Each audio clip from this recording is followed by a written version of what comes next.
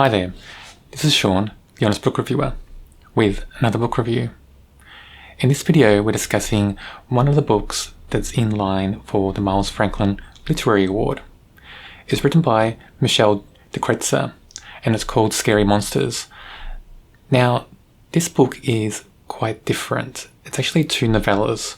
There's a loose connection between the two. The two stories are very different. One is set in the past, so I think around the start of the 80s, and one is set in the future and is speculative. So as the author imagining or giving us a version of what Australia's future could be. And I have to say I found that a bit wrong in some ways, that story about the future. There are some themes in there and some ideas and concepts that I just don't agree with, and I don't really think they should have been included in the story. This is really two plots, because two novellas in the one book. So first, the plot of Lily. So it's set around the 1980s, I think, and it's set in France.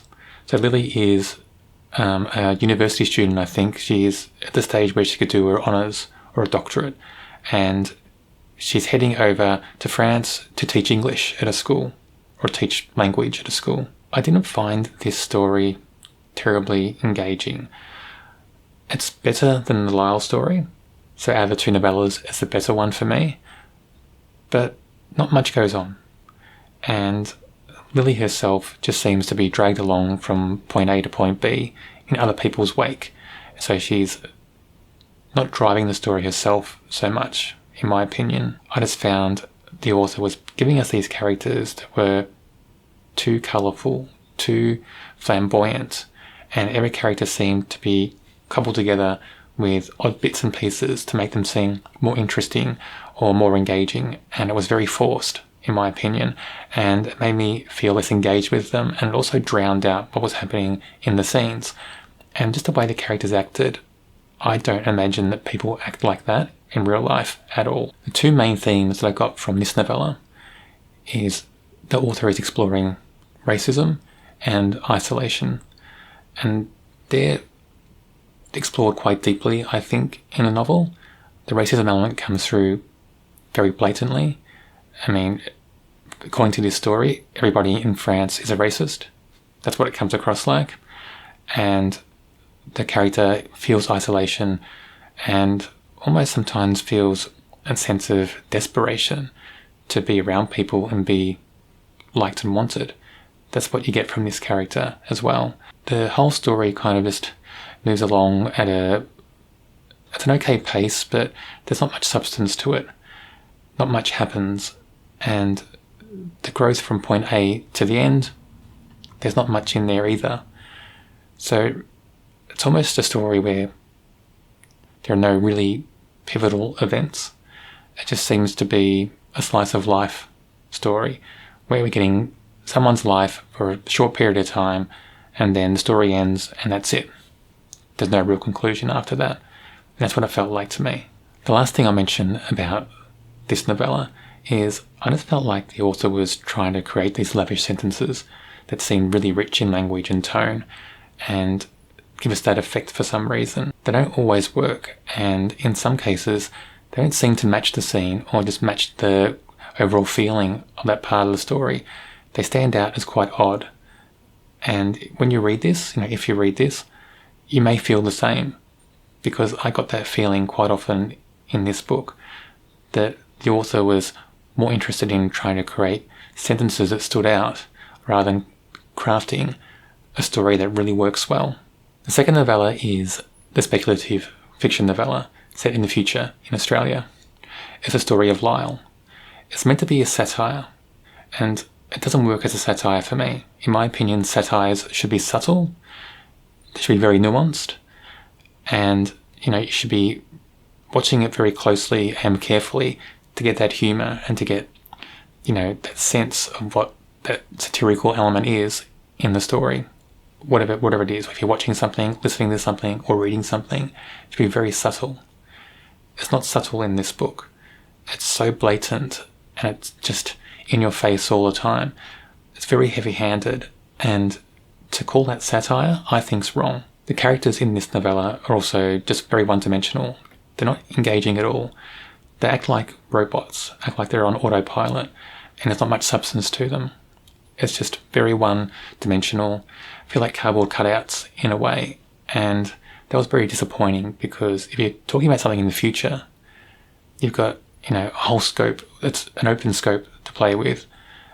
You can give the characters so much life and so much character, but it failed in that element for me. The themes she created for the future in her mind in this book of Australia, I just think some of them are never going to happen, and I don't know why they're there. For instance, banning Muslims from Australia, that's never going to happen. Australia is so multicultural. Nothing like that would ever happen now or in the future. The second thing is the concept of euthanasia in this novel, assisted dying. It just seemed too easy in this story. I don't see that happening in Australia at all. It's not something I think society would accept in the terms that are in this novel, how easy it is. So I think in those two concepts, those two themes in this novel, the author is way off the mark, and I'm not sure why they're included.